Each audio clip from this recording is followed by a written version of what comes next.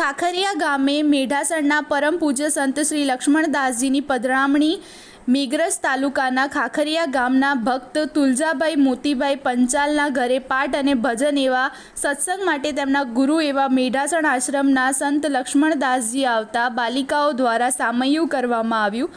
આનંદ ઉમંગથી તેમની ફૂલોથી પધરામણી તેમના સાથી શિષ્યો સાથે કરવામાં આવી।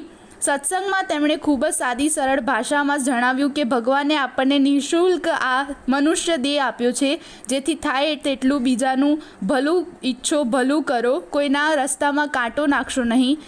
આ દેહ નાશવંત છે, જીવ એકલો પ્રભુમય છે। સુંદર વાર્તાલાપ સાંભળવા પ્રમુખ શિવુભાઈ પંચાલ, પ્રવીણભાઈ પંચાલ તથા ગામના સગા સંબંધી ભાઈ બહેનો સહિત મોટી સંખ્યામાં સત્સંગ માણ્યો।